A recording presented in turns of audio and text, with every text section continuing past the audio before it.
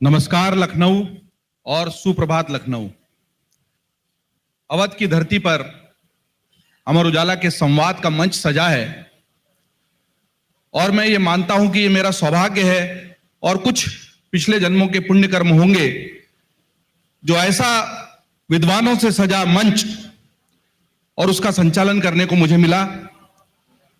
मैं नहीं मानता हूं कि इस तरह के मंच को कोई भी व्यक्ति अपनी वाणी और संचालन से साध सकता है, लेकिन जिस विषय को लेकर हम यहां उपस्थित हैं, श्री राम से जुड़े हुए विषय से, मुझे लगता है इन विद्वानों को भी उन श्री राम ने और मां सरस्वती ने वो शक्ति दी है और वही हमें शक्ति दें कि हम सार्थक चर्चा अमर उजाला संवाद के मंच से इस प्रथम सत्र में इस महत्वपूर्ण विषय पर कर सकें, जो है राम मंदिर से राष्ट्र मंदिर तक। जी हां, 22 जनवरी 2024 इतिहास में एक ऐसी तारीख के रूप में दर्ज हो गई है। पूरी सभ्यता ने, एक संस्कृति ने और करोड़ों लोगों की आस्थाओं ने एक नई करवट ली और 500 सालों का उनका जो इंतजार था, उनकी प्रतीक्षा थी, वो पूर्ण हुई। और 3 ऐसे लोग मंच पर हैं जो इस पूरी यात्रा से जुड़े रहे।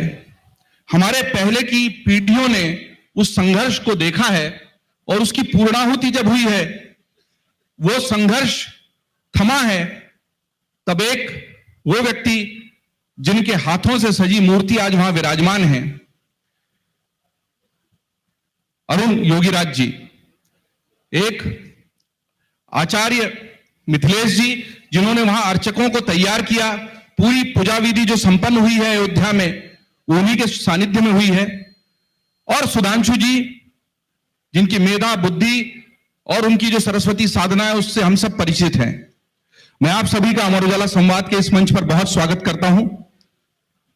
मैं इस विषय पर सबसे पहले उस भव्य, दिव्य और अलौकिक प्राण प्रतिष्ठा समारोह से ही शुरुआत करूंगा और उसके बाद हम राष्ट्र मंदिर वाले हिस्से की तरफ बढ़ेंगे। चूंकि राम मंदिर से राष्ट्र मंदिर तक जाना है, सबसे पहला एक संक्षिप्त प्रश्न आप तीनों से है, क्योंकि उस दिन का जो भाव है, देश में, देश के बाहर ऐसा ही कोई आस्थावान होगा जिसकी आंखों से अश्रुधारा नहीं बही हो। वो जिस तरीके से भाव विह्वल हुआ है, चाहे वो वहां पर अयोध्या में उस परिसर में मौजूद हो, चाहे वीडियो पर वो उस दृश्य को देख रहा हो, लेकिन सभी की आंखों से एक अजीब तरह से अश्रुधारा बह निकली थी जब दर्शन हमने रामलला के किए। और जिस साक्षात मूर्ति की प्राण प्रतिष्ठा हुई और जिसके हमने दर्शन किए, उसको आकार देने वाले अरुण योगीराज जी, मैंने कुछ पंक्तियां लिखी हैं आपके लिए, उससे मैं पूछूंगा कि उस दिन आपको कैसा लगा। हुनर है, हौसला है, यही जज्बात करते हैं, क्योंकि कल रात को कुछ बात करने का अवसर मिला अरुण जी से। हुनर है, हौसला है, यही जज्बात करते हैं, लक्ष्य साधने को एक ये अपने दिन रात करते हैं। हैरान होकर अभिनंदन कीजिए, स्वागत कीजिए, क्योंकि अरुण योगीराज वो शख्स हैं जो पत्थरों से बात करते हैं।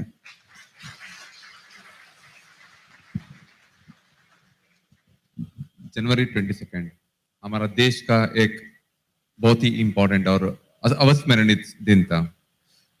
उसके लिए भगवान ने हमको चुनाया था, ये राम का मूर्ति निर्माण के लिए। ये प्रोसेस में जून से शुरू हुआ था। उस वक्त से मेरा दिल में एक ही प्रश्न का उत्तर देना था, ये देश के सामने कैसा हम मूर्ति को निर्माण करेंगे। और यही सोच के किया था, देश से आने वाले भक्त को ये एक दर्शन देना है। और उस दिन इनॉग्रेशन के बाद मैं जानबूझ के मैंने हमारा पब्लिक के साथ रहने का एक डिसीजन लिया था, क्योंकि उस वक्त मेरे को बहुत इंपॉर्टेंट था हमारा देश इसको कैसा महसूस कर रहे हैं। मैं एक काम मिलने के बाद इतना खुशी नहीं था, क्योंकि मेरा रिस्पॉन्सिबिलिटी ज्यादा था। और उस दिन हमारा देश का एक रिस्पॉन्स देख के अभी मैं ऐसा बोल सकते हैं, I am proud of my work. And आपके मन में क्या भाव था जब सबसे पहले वो मूर्ति साक्षात देखी गई? आप वहीं अयोध्या में परिसर में थे, आपके आसपास बहुत सारे लोग थे जो उस मूर्ति को उस रूप में पहली बार देख रहे थे, क्या भाव था मन में? सर, हम लोग इसके लिए 500 साल से वेट कर रहा था, और उस दिन मेरे साथ इतना लोग थे, सबके आंख में आंसू देख रहा था, और हम भी उसके साथ ये आंसू आ रहा था, क्योंकि ये मेरा नहीं है, हमारा देश का है। और इस पल के लिए हम लोग इतना वेट कर रहा था, और उस वक्त ये हमारा एक पूरा सपना पूरा हो रहा था। एंड उस वक्त हम उधर रहना ही बहुत एक हिस्टोरिकल टाइम है। एंड भगवान का कृपा मेरे आज से वो देख काम हो गया। Yes. मैं आऊंगा अरुण जी आपके पास। आचार्य मिथिलेश नंदिनी शरण जी के पास आता हूं, क्योंकि उत्साह बढ़ता जा रहा था। हम सब उस चरम उत्साह की तरफ बढ़ रहे थे जब हम उस दिन को देखना चाहते थे जिसकी पीढ़ियों ने प्रतीक्षा की है। और आचार्य जी उन अर्चकों को तैयार करने में, उस पूरी पूजा विधि का सूत्र संचालन करने में लगे थे, जिसके अंतर्गत ये प्राण प्रतिष्ठा हुई है, जो अधिवास से लेकर सारा हुआ। आचार्य जी, जो साकेत का समर्पण लिखा है मैथिली शरण गुप्त जी ने, उसमें वो कहते हैं कि वहां कल्पना भी सफल, स्वयं तुम्हारा वह कथन भूला नहीं ललाम, स्वयं तुम्हारा वह कथन भूला नहीं ललाम, वहां कल्पना भी सफल जहां हमारे राम। तो जहां राम होते हैं वहां कल्पना अपने आप सफल होती है, साकार होती है। आपने तो उस कल्पना को साकार करने में अहम भूमिका निभाई। अगले हिस्से में हम राष्ट्र मंदिर की बात करें, लेकिन उस दिन का जो भाव था, मुझे लगता है आज भी लोग उस भाव के स्पंदन को महसूस करते हैं। आपने क्या महसूस किया? जय सिया राम। आप सबको बधाई कि हमें यह अवसर मिला है कि हम इस पर बात कर पा रहे हैं। हमारी कई पीढ़ियां पूर्वजों की बीत गई, ये अवसर उन्हें नहीं मिला। प्रारंभ करते हुए आपने आंसुओं की बात की है, और 22 जनवरी के संदर्भ से फिर आंसुओं की बात हो रही है। मुझे लगता है इस तरह कहना चाहिए कि सरयू का एक नाम नेत्रजा है, वे भगवान के नेत्रों से प्रकट हुई हैं। परमात्मा की करुणा, उनकी कृपालुता ही सरयू के रूप में प्रवाहित हुई है। अयोध्या ने बहुत आंसू बहाए हैं। 22 जनवरी कोई अकेली तारीख नहीं है। आपको बधाई कि अयोध्या ने अपने आंसुओं को धन्य कर लिया है, श्री रामलला के दर्शन करके, आंसू बहा करके। इस देश ने बहुत आंसू बहाए हैं, और राम ने उन आंसुओं को सरयू में परिवर्तित कर दिया है, तीर्थ में परिवर्तित कर दिया है। अरुण जी ने बहुत सुंदर तरीके से और बड़ी विनम्रता से, वो इतनी ही विनम्रता से अपनी बात कहते हैं, कह दी है। वस्तुतः परमात्मा को कारण और जगत को कार्य कहा जाता है धर्मशास्त्रों में, दर्शन में। ईश्वर रचना नहीं है, उसे कोई रचता नहीं। जगत रचना है, ये रचा जाता है, विनष्ट हो जाता है। ईश्वर सार्वभौम सत्ता है, कभी अव्यक्त और कभी व्यक्त। भगवान के 5 रूप कहे हैं शास्त्रों ने, उनमें से एक का नाम अर्चा है।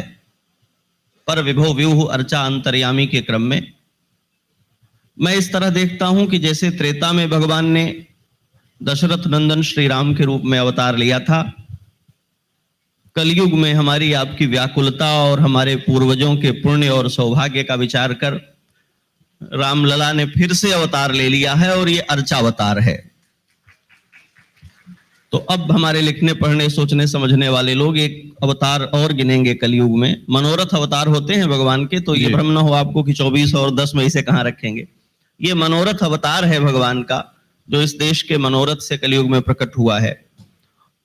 और भावनाएं, कोई ऐसा शब्द नहीं बना है उनको यथावत व्यक्त कर दे।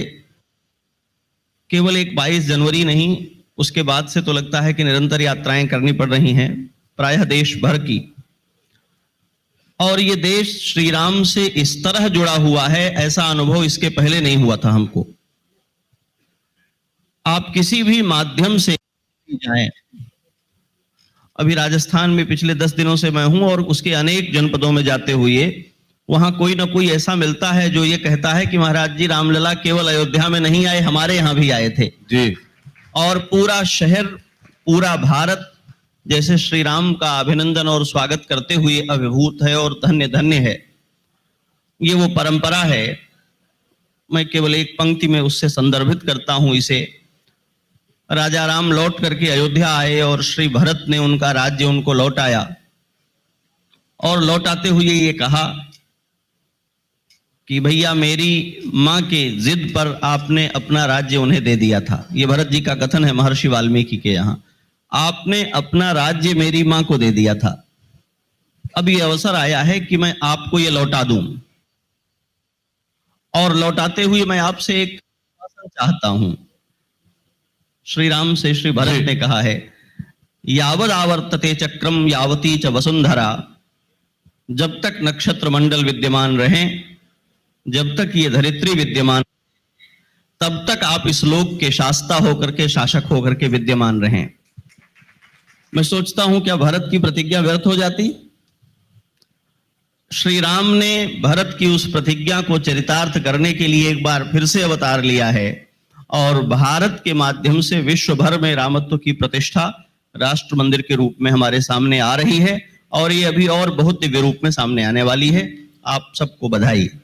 बहुत दिव्य रूप में आने वाली है, और बहुत अच्छे से आपने वर्णन किया। और राम के चरित्र पर तो खैर इतनी लंबी बात हो सकती है, आचार्य जी लगातार बोलते भी हैं, और गुप्त जी को ही मैं पढ़ रहा था, उन्हीं की एक पंक्ति जहन में आ गई कि राम तुम्हारा चरित्र स्वयं काव्य है, राम तुम्हारा चरित्र स्वयं काव्य है, कोई कवि बन जाए सहज संभाव्य है। और इन्हीं पंक्तियों के साथ बुद्धि, मेधा और भाषा के धनी सुधांशु त्रिवेदी जी, जो अपने मां सरस्वती का सहज वरदान उनको प्राप्त है। सुधांशु जी, उस दिन की अभिव्यक्ति जो मैंने कहा था शुरुआती दौर में, हम सबसे पहले उसी दिन को फिर से शब्दों में जीवंत करने का प्रयत्न करेंगे। उस दिन की अभिव्यक्ति, क्योंकि हम राम मंदिर से राष्ट्र मंदिर तक जाना चाहते हैं, वो भाव अभिव्यक्ति मैं चाहता हूं आपसे इस मंच पर। देखिए, उस दिन की अभिव्यक्ति की स्तुति के लिए इस दिन जो हम एकत्र हुए, तो पहले मैं एक पंक्ति यहां कहना चाहूंगा। आपने आचार्य मिथिलेश नंदिनी जी को बुलाया, जो ज्ञान के प्रतीक हैं, धर्म के। मैं राजनीति के क्षेत्र से आता हूं, जो कर्म का प्रतीक है। योगी राज जी उपासना के प्रतीक हैं। यदि ज्ञान, कर्म और उपासना तीनों राम की स्तुति के लिए एकत्र हों, तो भारतीय संस्कृति का अमर उजाला प्रस्फुटित होने का समय आ गया है, इसमें कोई संदेह नहीं होना चाहिए। अब मैं यह बताना चाहता हूं कि आपने उस दिन की बात कही, तो जैसा भी आचार्य जी ने इतना सुंदर विश्लेषण भी किया, हम जन सामान्य में समझें कि राम है क्या।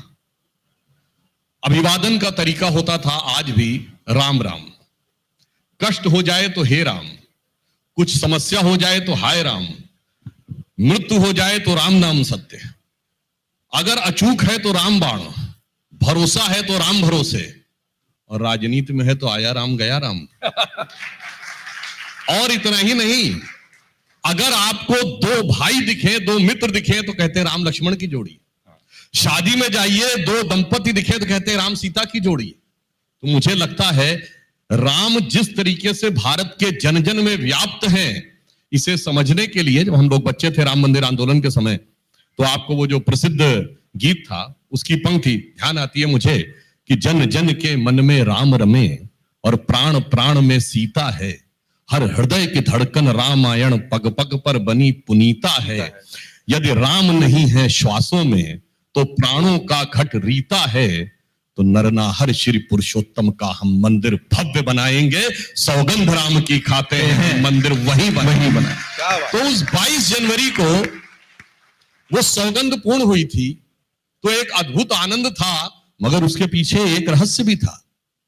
अब इसे कोई माने या ना माने, देखिए साहब, ये मैं पहले भी बोल चुका हूं, जिस दिन श्री राम जन्मभूमि का शिलान्यास हुआ था 9 नवंबर 1989, उस दिन देवोत्थानी एकादशी थी। जिस दिन पहली वाली कार सेवा जिसमें परिंदा पर नहीं मार पाएगा 30 अक्टूबर 1990, उस दिन भी देवोत्थानी एकादशी थी। अब इसे दैव योग मानिए या संयोग मानिए, 9 नवंबर 2019, देखिए 9 नवंबर 1989, 9 नवंबर 2019, 30 साल के बाद सुप्रीम कोर्ट का जजमेंट आया, 8 और 9 नवंबर को भी देवोत्थानी एकादशी थी। अब आप आइए तो 22 जनवरी को सर्वार्थ सिद्ध योग था, अमृत योग था, द्विपुष्कर योग था, वृश्चिक का नवमांश था। इतने सुंदर योग जब एक साथ एकत्र हुए थे, और वो भी एक संयोग, देखिए बहुत से लोग कहते हैं, मैं भी बताना चाहता हूं, जब शिलान्यास हुआ था 9 नवंबर 1989 को, तो पहली ईंट जिन्होंने रखी थी वो बिहार के कामेश्वर चौपाल थे, जिन्हें हम किसी को ऊंचा नीचा नहीं मानते, जिनको तथाकथित निचली जाति का माना जाता था। और आप संयोग देखिए कि जब श्री राम जन्मभूमि का जजमेंट आया तो हमारे राष्ट्रपति कौन थे? श्री रामनाथ कोविंद, जो अनुसूचित जाति के थे 2019 में। और जब उद्घाटन हुआ तो हमारी महामहिम राष्ट्रपति द्रौपदी मुर्मू जी अनुसूचित जनजाति की, और मुख्य जो जजमान थे श्री नरेंद्र मोदी जी, वो पिछड़ी जाति के। भगवान राम का जब राज्याभिषेक हुआ था तो पहले निषाद राज का राज्याभिषेक हुआ था, माता शबरी का सम्मान हुआ था, सुग्रीव का राज्याभिषेक हुआ था, वानर रीछ भालू सबको सत्ता में सम्मान, सबको स्थान मिला था, समाज के हर वर्ग को। तो वही आज के काल में हुआ है। मगर इसे समझने के लिए वो दृष्टि चाहिए जो राम के प्रति प्रेम की होती है, जिसके प्रतीक योगीराज जी हैं। क्योंकि कहा जाता है राम को तब समझ पाओगे सोई जानहि जेहु देव जनाई। उसी वही जान पाएगा जिसको आप जनाना चाहें। सोई जानहि जेहि देव जनाई, जानहि तुम्हि हो जाई। अगर वो जान लेगा आपको तो आपके साथ एकाकार हो जाएगा। बहुत बहुत सुंदर अभिव्यक्ति सुधांशु जी। और मैं एक पॉइंट और कहना चाहता हूं। जरूर। ये मैं जब 22 जनवरी की बात होती है, आप सबने देखा 22 जनवरी का जो मुहूर्त था वो 84 सेकंड का था। बहुत से लोग जो आजकल ज्ञान देव पाणे होकर हम लोगों को ज्ञान देने लगते हैं, विज्ञान की बात करो, फलाना बात करो। मैं चुनौती से पूछता हूं, दुनिया में कोई धर्म संस्कृति बताइए जो इतना एग्जैक्ट कैलकुलेशन कर सकती हो। कहां से? Astronomical calculation. एक घड़ी पहने ना, घड़ी तो क्लॉक है। इस क्लॉक का समय कब तक वैलिड है? 1000 साल, 2000 साल, 5000 साल? हमारी क्लॉक सेलेस्टियल क्लॉक है, प्लैनेटरी मोशन। 1 लाख साल बाद भी आप देखेंगे तो वो बता देगा कि 1 लाख साल पहले ये समय था। तो आप सोचिए, जब आप पूजा करते हैं तो 84 सेकंड कहां से आते हैं? कभी आपने ध्यान दिया हो जब पंडित जी पूजा करते तो क्या बोलते? कहते ब्रह्मा आयु द्वितीय परार्धे। अब ब्रह्मा की आयु का द्वितीय पदार्थ यानी 51वां वर्ष ब्रह्मा जी की आयु का, तो आज के समय के साथ 155 ट्रिलियन ईयर्स। अच्छा, यहां एक और बात बता दूं, जब 155 ट्रिलियन ईयर्स कहेंगे तो कुछ आएंगे वैज्ञानिक जो कहेंगे नहीं साहब, बिग बैंग थ्योरी के अनुसार तो 14 बिलियन ईयर्स पहले ही यूनिवर्स आया था। तो उनसे कहिए जेम्स वेब टेलीस्कोप ने जो भी लेटेस्ट फाइंडिंग की है उसमें बहुत सी गैलेक्सीज 14 बिलियन से ऊपर की निकल आई हैं। तो now that theory is debatable. अब 155 ट्रिलियन ईयर्स के बाद आपका क्या कहते हैं? ब्रह्मा आयु द्वितीय परार्धे श्वेतवाराह कल्पे 101.97 बिलियन ईयर्स। वैवस्वत मन्वंतरे कलयुगे प्रथम चरणे बुद्धावतारे। फिर आप आते हैं वर्ष पे, अमुक नाम संवत्सर। फिर दक्षिणायन या उत्तरायण सूर्य यानी 2 हाफ ऑफ द ईयर्स उत्तरायण सूर्य में हुआ था। फिर आप कहते हैं अमुक नाम मास, उसके 2 भाग, शुक्ल पक्ष कृष्ण पक्ष। फिर आप आते हैं अमुक नाम तिथि।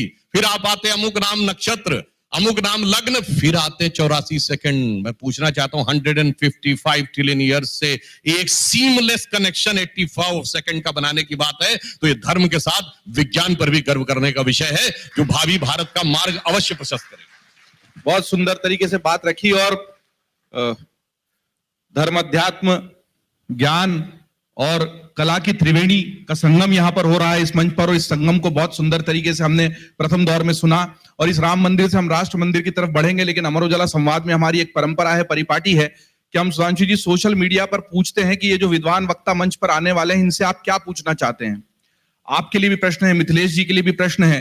लेकिन मैं एक आपको अद्भुत चीज बताऊं, और आप सबने भी अनुभव किया होगा, और आचार्य जी ने भी बताया कि सरयू को नेत्रजा भी कहा जाता है। और उस दिन सबके नेत्रों में अश्रु थे, खुशी के अश्रु थे, सौगंध के, संकल्प के पूरे होने के अश्रु थे।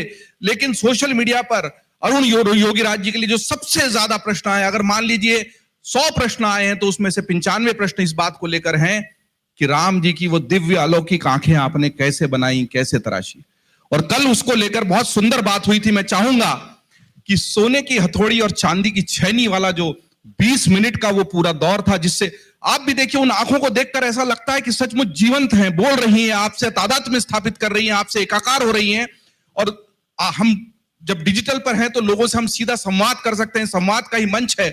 और उसी संवाद के मंच से हमने लोगों से जब पूछा है, अरुण जी, हर कोई राम जी के उन नेत्रों को लेकर इतना जिज्ञासु है कि मैं चाहता हूं कि इस मंच से उन सबकी जिज्ञासा शांत हो। मैं पत्थर के साथ इतना वक्त बिताया, मेरा 30 साल से पत्थर मेरा बात सुनता है, ये मैं मानता हूं। और हमको मूर्ति सेलेक्ट होने के बाद नेत्रों मिलन का एक मूर्त निकाल के दिया गया था गणेश आचार्य जी ने। और हमको कहा गया था 20 मिनट में ये मूर्ति का आंखों का काम करना है, और उससे पहले सरयू नदी पे स्नान करके हनुमानगढ़ी में हनुमान जी का आशीर्वाद लेके और गणक भवन में पूजा करके ये काम करना है, ऐसा हमको आदेश दिया गया था। और इतना टेंशन था, मैं कम से कम 10 से 20 तरफ आंख बना सकते हैं, मगर उस वक्त मैं ब्लैंक हो गया था। और कष्ट काल पे हम हर वक्त राम के ऊपर वापस मैंने प्रार्थना किया, हमारे हाथ से बनवाइए, आपको क्या चाहिए। ऐसा मैं मेरा प्रेशर सिर्फ फिर से लल्ला के ऊपर डाल दिया और 20 मिनट दिया गया था। और हमारा शिल्प शास्त्र में कहा गया है, और सोने का हथौड़ी silver hammer and golden chisel में एक आर्व करना है। और वो 20 मिनट मेरा सामने पूरा देश का प्यार एक जहन में गूंज गया। हाँ, स्टार्टेड रिमेम्बरिंग, हमारा देश इसके लिए हम वेट कर रहे हैं, इंक्लूडिंग मी। सो ये 20 मिनट के अंदर मैंने ऐसा कोशिश किया, मैं किसी तरफ से देश के साथ ये कनेक्ट करना चाहता हूँ। आई रेटिना का पोजीशन से लेके हमको शिल्पा शास्त्र में ठीक से कहा गया है, वो समतोलन एक समतोलन का एक दृष्टि देना है। सो ये सब मैं थियोरेटिकल एंड प्रैक्टिकल का पूरा एस्पेक्ट सोच के उस वक्त मेरा दिमाग में क्या आदेश आ गया, वो ऐसा कोशिश किया। और मेरे को पता था पूरा देश हमारा आँख से ही कनेक्ट करता है, और सिर्फ भगवान का नाम लेके मैंने किया है। अभी आप सबको अच्छा लग रहा है, वो बड़ी बात है, बस भगवान का कृपा। भगवान का नाम लिया, भगवान पर ही छोड़ दिया। आप ही बताओ आप क्या चाहते हो। जो 20 मिनट थे नेत्रोन्मिलन का एक मुहूर्त निकालते, देखिए जो कह रहे थे सुधांशु जी भी, हर चीज का एक तय प्रक्रिया है।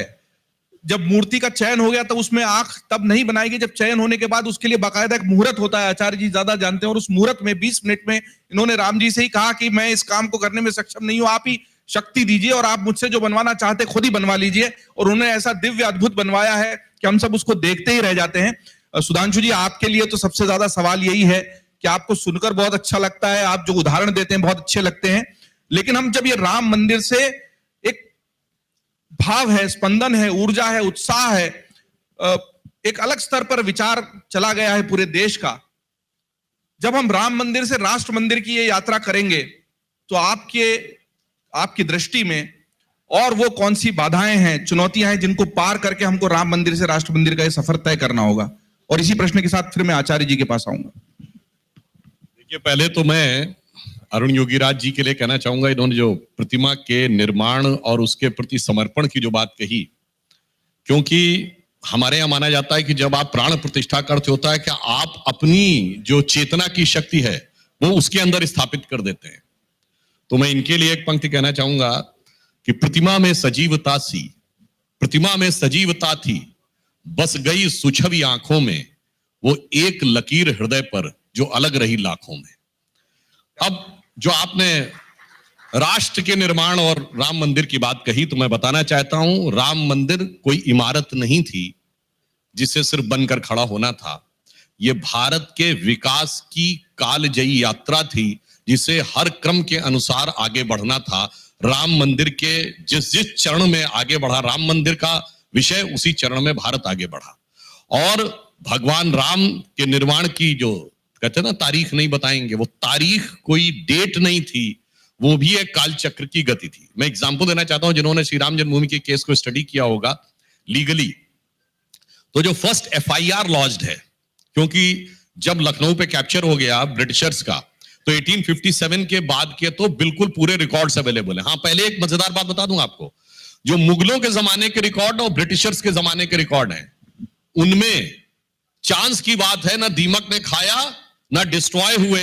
जब अदालत ने मांगा तो सब मौजूद थे, तमाम रिकॉर्ड्स डिस्ट्रॉय हो गए थे। अब आप आइए, जो पहला FIR है वो है नवंबर 1858, जब फैजाबाद के थानेदार को वहां से कंप्लेन आई कि 25 निहंग सिखों ने कैप्चर कर लिया है। और कहा है, जानते हैं, मुतव्वली ने लिखा कि 25 निहंग सिख तलवार लेके आ गए हैं और उन्होंने यज्ञ हवन किया है और मस्जिद जन्म स्थान की दीवारों पर राम राम लिख दिया है। अब देखिए मस्जिद जन्म स्थान वर्ड आया, और मजे की बात यह है कि जब वो एफआईआर दर्ज करवा रहा है, शिकायत कर रहा है, तो भी अपने सिग्नेचर क्या कर रहा है, मुतव्वली मस्जिद जन्म स्थान। अभी जन्म स्थान तो स्पष्ट दिख रहा। खैर 1858 ये वही कालखंड है, 1857 में प्रथम स्वातंत्र समर और 1858 में पहला संघर्ष जो निहंग सिखों ने किया। अब आइए स्वतंत्रता आंदोलन हुआ, उसमें सबसे बड़ा ऐतिहासिक परिवर्तन कब आया? 1937, जब प्रोविंशियल असेंबलीज के इलेक्शन हो गए, यानी अंग्रेजों ने मान लिया कि केंद्र में उनकी सरकार रहेगी पर प्रदेशों में हमारी चयनित सरकारें आ सकती हैं। अब आइए ठीक उसी समय 1936 सबसे भीषण संघर्ष हुआ राम मंदिर के लिए, और उसके बाद ब्रिटिश गवर्नमेंट ने ही वहां पे नियमित नमाज पे रोक लगा दी। अब कहा वहां सिर्फ पूजा पाठ होगी। अब आइए देश आजाद हुआ। 26 नवंबर 1949 को बाबा साहब अंबेडकर के द्वारा रचित हुआ संविधान कंप्लीट हुआ, और ठीक उसी समय 22-23 दिसंबर 1949 को श्री राम लला प्रकट हुए। देखिए भारत आजाद हुआ था मगर भारत की शक्ति ताले में थी। रामलला भी ताले में रह गए मगर दिखाई पड़ गए। अब आप आइए, उसके बाद भारत आगे बढ़ा। ताला कब खुला? 1986। अब आप कहेंगे 1986 में क्या हुआ था? जो लोग अर्थशास्त्र के विद्यार्थियों उन्हें याद होगा, आज जो WTO बना है, जो 1 जनवरी 1995 को आया, वो GATT था पहले, और GATT कन्वर्ट हुआ WTO में उरुग्वे राउंड ऑफ टॉक्स से। And Uruguay round of talks 86 में शुरू हुई, यानी भारत के ताला खुलने की प्रक्रिया शुरू हुई। 90-92 के बीच में राम मंदिर आंदोलन चरम पे पहुंचा, और यही वो समय था जब भारत के अंदर राजनीतिक आंदोलन भी बदला, आर्थिक व्यवस्था भी बदली, विवादित ढांचा भी टूटा, और अर्थव्यवस्था का पुराना नेहरूवियन मॉडल भी टूटा। यानी नई अर्थव्यवस्था, नया समाज और मंदिर का नया स्वरूप उभर के आया। और आप समझिए उसके बाद क्या हुआ? 2003 में खुदाई हुई नीचे, जिसमें खंबे निकले। 2003 ही वो वर्ष है जब भारत पहली बार करंट अकाउंट सरप्लस हुआ, जाके चेक कर लीजिए। जब ढांचा था तो फॉरेन एक्सचेंज रिजर्व $1 बिलियन के नीचे आ गया था, सोना गिरवी रखा पड़ा था, 17% रेट ऑफ इन्फ्लेशन थी, निगेटिव ग्रोथ रेट थी।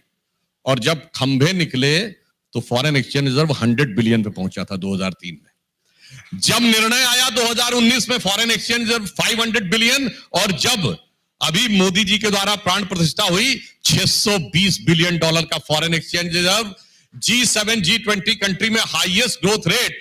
और मैं ये कहना चाहूंगा, राम ऐसे ही नहीं आए हैं अपने आवास में, 4 करोड़ गरीबों को गरीब आवास दे के आए हैं, 11 करोड़ लोगों को शौचालय दे के आए हैं, 14 करोड़ घरों में नल दे के आए हैं, हर गांव में बिजली पानी सड़क लेके आए हैं, हर राज्य में एयरपोर्ट लेके आए हैं, 54 करोड़ लोगों को जनधन अकाउंट लेके आए हैं। और इतना ही नहीं, नई संसद भी लेके आए हैं, और नई संसद में नारी शक्ति वंदन अधिनियम के द्वारा महिलाओं को संसद और विधानसभा में प्रतिनिधित्व का मार्ग प्रशस्त करके आए हैं, और चांद के अछूते कोने पर छूने वाला भारत को पहला देश बनाकर लाए हैं। तो आप समझिए ये काल चक्र की गति थी। इसीलिए जब सुंदरकांड में उल्लेख आता है कि वो पूछता है ना रावण हनुमान जी से कि भाई तुम हो किसके दूत, तो जानते हो क्या कहता है? जाके बल लवलेश ते जिते चराचर धारी, तासु दूत में जाकरी हरि आयो प्रेनार। मैं उस परम शक्ति का प्रतिनिधि हूं जिसके लेश मात्र से तुमने जीता।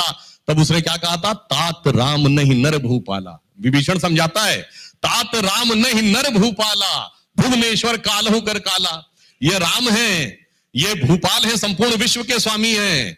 इनकी कालचक्र की गति समझिए। मगर अंत में ऑन द लाइटर नोट एक बात कह दूं, ये 22-23 दिसंबर 1949 की रात को जब मूर्तियां प्रकट हुई थी तो सबसे पहले रोशनी किसको दिखी थी?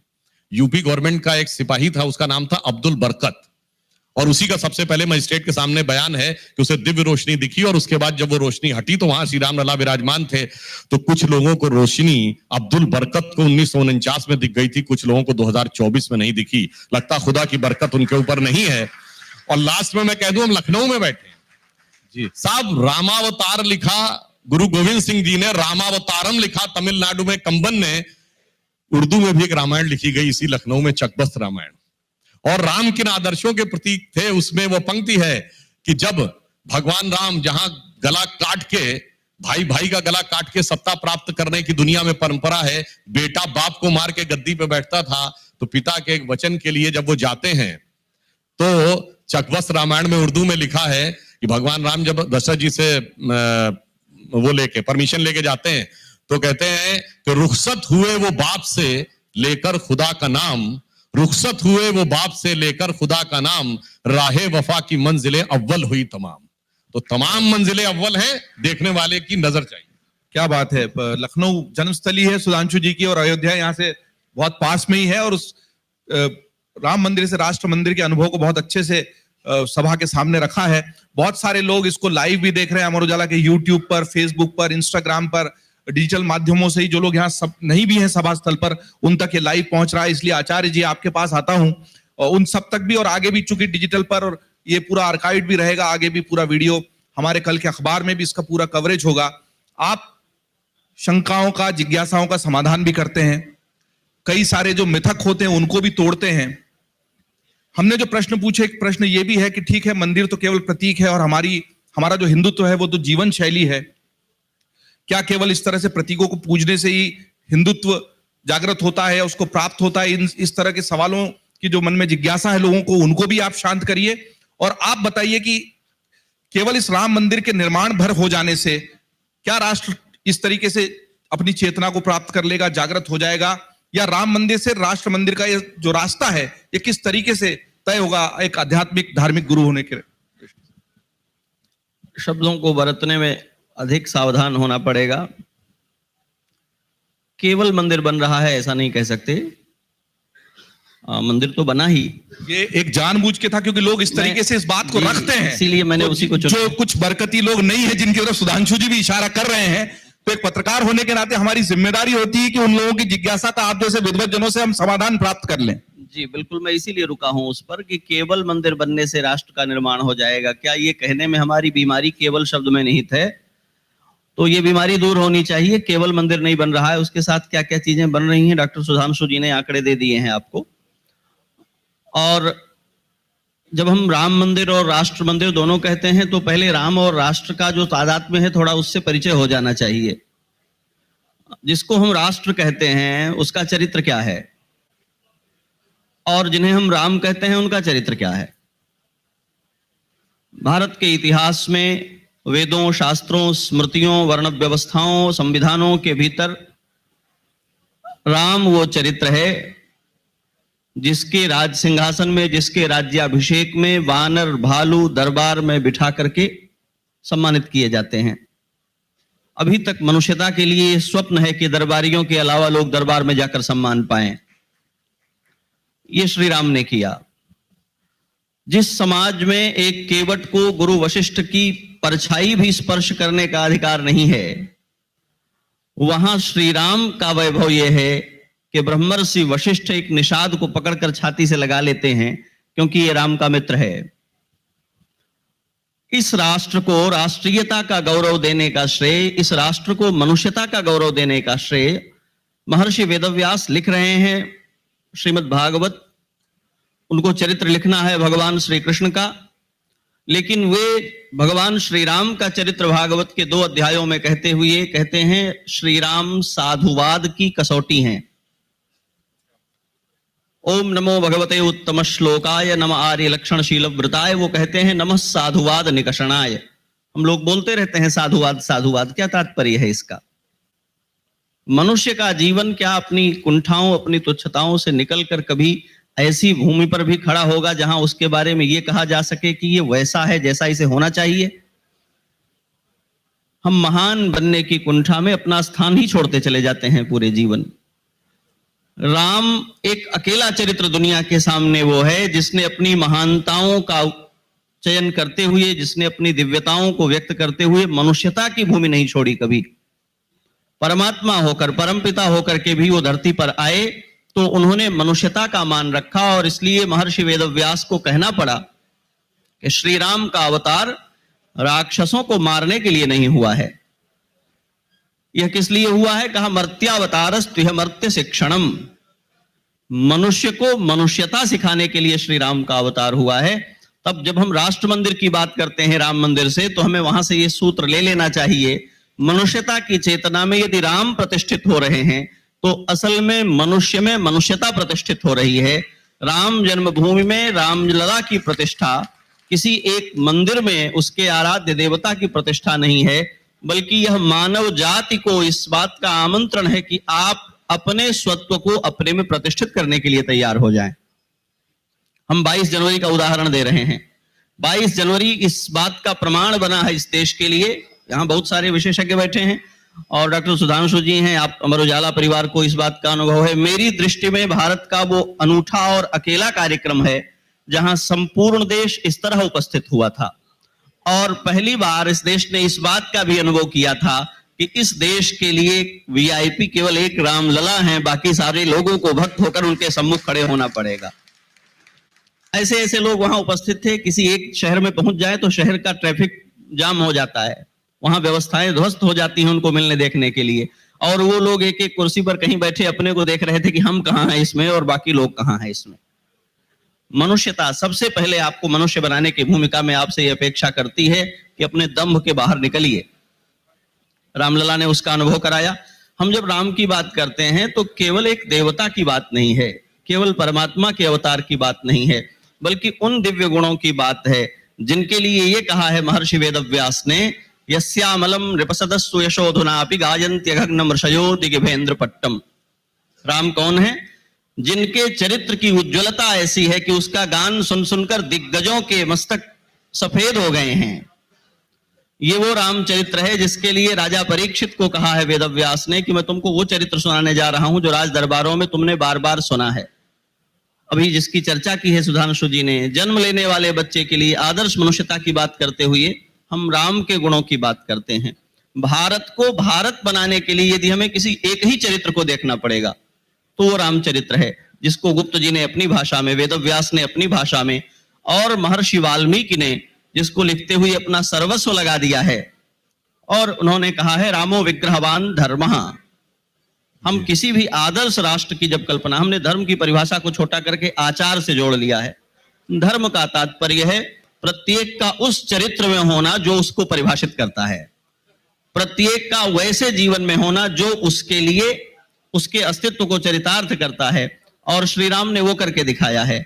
साधुता, सत्य और पराक्रम, जैसे अमर उजाला ने अपने 3 सूत्र बोले, पंचोली जी चर्चा कर रहे थे। यदि हम मनुष्यता से 3 बातें चाहते हैं तो एक है साधुता, उसे जैसी होना चाहिए वैसी हो। एक है सत्य, उसने जो अपनी प्रतिज्ञाएं घोषित की हैं उनका निर्वाह करे। और एक है पराक्रम, जो चुन लिया है उसको हर हाल में पूरा कर सकने की शक्ति, जो 22 जनवरी को प्रकट हुई और जिसका कीर्तन करने के लिए हम लोग यहाँ बैठे हुए हैं, जिसकी चर्चा कर रहे हैं। साधुता, सत्य और पराक्रम तीनों का समन्वय करने पर मनुष्यता धर्म विग्रह होकर व्यक्त हो जाती है। वो श्री राम ने किया है। श्री राम की प्रतिष्ठा इस देश को उसके चरित्र में प्रतिष्ठित करने का अनुष्ठान है, एक मंदिर में केवल प्रतिमा प्रतिष्ठित करने का नहीं है। राम की प्रतिष्ठा जन जन की प्रतिष्ठा है और ऐसी प्राण प्रतिष्ठा है जिसने, हम तो कहते ही हैं कि हमारे यहाँ पर कंकर कंकर शंकर है और हर पत्थर में राम हम देखते हैं, और उसी पत्थर को तराश कर अरुण योगीराज जी ने वहां पर मूर्ति के रूप में प्रतिष्ठित कर दिया है। उत्तर प्रदेश के यशस्वी मुख्यमंत्री योगी आदित्यनाथ जी कुछ ही देर में यहाँ आने वाले हैं और ये हलचल उसी वजह से, सुरक्षा कारणों से इस तरह की हलचल होती है। लेकिन हमारी चर्चा अपने मकाम तक बस पहुंचने वाली है। बहुत अच्छी बातचीत चल रही है। इच्छा तो यह है कि राम को लेकर और उनके आसपास और राम से राष्ट्र मंदिर की ये चर्चा और भी चले, लेकिन एक एक आखिरी टिप्पणी में आप तीनों ही विद्वज्जनों से लेना चाहूंगा। अरुण जी, 5 फीट से ज्यादा की प्रतिमा है लेकिन 5 वर्ष के बालक को दिखाना है, बहुत ही दुविधा, क्योंकि 5 वर्ष का जो बालक है वो तो होता नहीं इतना ऊंचा, लेकिन उसके चेहरे पे भाव तो वो राम लला वाले ही हैं, बालक वाले ही हैं। कितना कठिन था इसको लाना? हमको बोला गया था 5 साल का उम्र का लल्ला को निर्माण करना है। सिर्फ 5 वर्ष का बालक नहीं चाहिए, उसके अंदर राम भी चाहिए। ये बहुत कठिन था, क्योंकि आप 5 वर्ष किसी बच्चे का फोटो लेके कर सकते हैं, मगर वो नहीं चाहिए था हमको। शिल्प शास्त्र के अनुसार, शिल्प शास्त्र के अप्लाइड साइंस है, वो क्या कहता है वो अप्लाई कर सकते हैं। हमको कुछ मेजरमेंट्स दिया जाता है शिल्प शास्त्र में, उसके अंदर 5 वर्ष का रूप भी डालना है, रूप भी लेके आना है, और उसके अंदर राम का एक गांभीर्य था भी लेके आना था, ये बहुत मुश्किल था। इसलिए मैंने बहुत ज्यादा होमवर्क करना पड़ा। इसके लिए मैंने इधर आने से पहले अप्रैल में 2 महीने में बच्चों के साथ बहुत वक्त बिताया, क्योंकि मेरे को जानना था 5 साल क्या होता है। और हम सबको पता है ये पहली बार हो रहा है। हमको पहले रामलला का मूर्ति का कोई रूप नहीं था। उसके लिए मेरे को शिल्प शास्त्र भी एक साथ लाना है और एक बाल का एक फीचर्स भी लेके आना है, उसके अंदर राम भी ढूंढना है। तो उसके लिए पहला 2 महीने बहुत ब्लैंक हो गया था, क्योंकि ये पहली बार हो रहा है और थोड़ा हम भी टेंशन हो गया था, क्योंकि ये लोग के सामने कैसा स्वीकार करेगा इसको, वो बहुत एक हेल्थी फियर हमारा अंदर था। और एक दिन मैं ऐसे ही काम कर रहा था, दीपावली में अयोध्या में ही सेलिब्रेट किया जी। उस वक्त रात में मेरे को इतना अच्छा चेहरा मिल गया। हमारा पेरेंट्स ने बच्चों के साथ दीपावली मना रहा था, मीन्स सेलिब्रेट कर रहा था। उस वक्त इतना अच्छा फोटो मिल गया हमारा भारतीय का बच्चों का एक दीप के लाइटिंग्स में। उस वक्त मेरे को एक प्रेरणा मिला ये करना है। उसी रात मैंने जाके मेरा चेहरे का काम पूरा किया। ये तो बहुत अच्छी बात अमर उजाला संवाद के मंच से आई है कि दीपावली के दियों के बीच में ही, तो दिवाली के दिन ही राम जी आए थे सुधांशु जी, और उसी दिन इनको प्रेरणा मिली कि कैसे मैं पूरा करूं। समय का इशारा तो हो चुका है, फिर भी एक छोटी टिप्पणी आप दोनों से, पहले सुधांशु जी फिर आचार्य जी। अमर उजाला संवाद के मंच से राम से राष्ट्र मंदिर को लेकर जो भी शुभकामना, टाइम तो हो चुका है लेकिन संक्षिप्त टिप्पणी। देखिए, जब राम से राष्ट्र की बात करते हैं तो एक फैक्ट और ध्यान रखिए कि श्री राम मंदिर का निर्माण विंध्य के उत्तर में, यानी साउथ में तो हमारे मंदिर बचे थे, विंध्य के उत्तर में 1000 सालों के बाद हमारे किसी मान बिंदु तीर्थ के ऊपर भव्य मंदिर का निर्माण हुआ है, फ्रॉम पेशावर टू बंगाल। इसका मतलब ये 1000 सालों से भारत की दमित चेतना के दोबारा उठने का यह समय आया है। और मैं ये भी एक बात कह दूं कि कहते थे ना कि वो तारीख की बात, तो तारीख कितनी इंपॉर्टेंट थी, वो मैंने आर्थिक वाला विषय तो बताया। 2 लाइन इस तारीख पर और कहता हूं।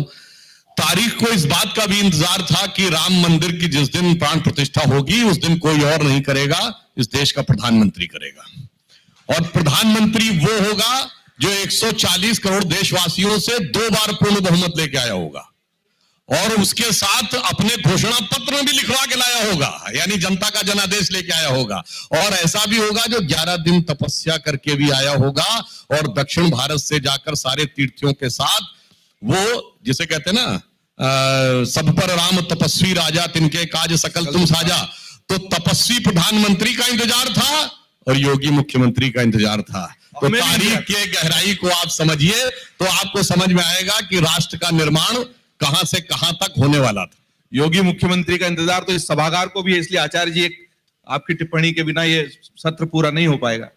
रामलला 5 वर्ष के वैसे ही होते हैं जैसे व्यक्त हुए हैं अयोध्या में। महर्षि वेदव्यास ने एक निर्देश किया है, अलौकिका तु ये भावा नतांस तर्केण योजयेत। ये परमात्मा की उदारता है और केवल भारतवर्ष को सुलभ है। दुनिया में महान कहलाने वाली एक भी सभ्यता के पास ये साहस नहीं है, यह आत्मबल नहीं है कि वो परमात्मा के धरती पर उतरने की कल्पना कर सके। केवल भारत के पास ये गौरव है कि उसने ईश्वर को धरती पर मनुष्य के रूप में उतारा है और अपना सहचर बनाकर अपना जीवन जिया है। 6 वर्ष के राम ताड़का सुबाहु मारीच को एक बाण से मार सकते हैं और सारे विश्व का बल तोल करके उनकी औकात उनको समझाने वाले शिव धनुष को उठा करके उसकी डोरी चढ़ा सकते हैं। तो 5 वर्ष में वैसे हो सकते हैं जैसे योगी राज जी को आधार बना करके भगवान प्रकट हुए हैं। हमें ये पहचानना होगा, इस भारतवर्ष को बीती सदियों में कुंठा दी गई है कि राम राजकुमार हैं, दशरथ नंदन हैं, इसलिए गोस्वामी तुलसीदास जी ने अपने यहाँ इसको केंद्रीय प्रश्न बनाया है। ये परमात्मा हैं जिन्होंने मनुष्य का शरीर स्वीकार कर लिया है, मनुष्यता को अलंकृत करने के लिए, धन्य करने के लिए। श्री राम मनुष्य नहीं है और इसलिए एक पंक्ति उनकी, वो कहते हैं राम मनुज कस रे सठ बंगा। आपने मानस की पंक्तियां पढ़ी हैं जी। ये साधु की भाषा नहीं है, लेकिन जब कोई श्री राम को मनुष्य मात्र कहकर पहचानने की कोशिश करता है तो वो कहते हैं कि अरे मूर्ख, दुर्बुद्धि, राम मनुष्य हैं क्या? राम मनुष्य होकर अवतरित हुए हैं। राम ब्रह्म परमार्थ रूपा। राम परमात्मा है। परमात्मा 5 वर्ष के बालक में प्रकट होगा तो प्राकृत बालकों की भांति नहीं होगा, अप्राकृत बालक की भांति होगा, जिसको भी कहा अरुण जी ने कि केवल 5 वर्ष का बालक नहीं, राम भी व्यक्त होने थे, और इसलिए वो वैसा ही है जैसा उन्हें होना चाहिए। यही राम का प्रमाण है, वो वैसे हैं जैसा उन्हें होना चाहिए, और उनकी प्रतिष्ठा से ये राष्ट्र वैसा हो जाएगा जैसे इसे होना चाहिए। यही इसकी फलश्रुति है। एक लाइन कहना चाहता इस हूं। मंच का तो इस सत्र का सम्मोहन ऐसा है सुधांशु जी की, लग रहा खत्म ही न हो, पर मुख्यमंत्री जी आ गए, फिर भी आप बोल लीजिए। देखिए, तारीख में एक और बात आई है, ये दिवाली की बात कही है। अब वो समय आया है कि व्हाइट हाउस के ऑफिशियल हॉलिडे में दिवाली है। ये वो समय आया है जब वो इंग्लैंड जिसने हम पे हुकूमत की थी, उसका प्रधानमंत्री दिवाली दिखाने के लिए नहीं मनाता, कहता मैं सनातनी हिंदू हूं इसलिए दिवाली मना रहा हूं। और अबू धाबी में भी मंदिर बना है, तो 22 जनवरी ने वो दिखाया है कि भारत मां अंगड़ाई लेती, सुप्त चेतना जाग रही, ऋषि मुनियों की देवधरा फिर अपना रूप संवार रही। जय जय सियाराम के उद्घोष के साथ ही इस सत्र को समाप्त करते हैं। आप तीनों विद्वज्जनों का बहुत बहुत आभार इस मंच पर उपस्थिति के लिए और इतनी सुंदर विद्वतापूर्ण बातें करने के लिए। बहुत बहुत धन्यवाद। अगर आप ये वीडियो YouTube पर देख रहे हैं तो हमारे चैनल को सब्सक्राइब करें और बेल आइकन को दबाना ना भूलें। अगर आप Facebook पर ये वीडियो देख रहे हैं तो हमारे पेज को लाइक करें।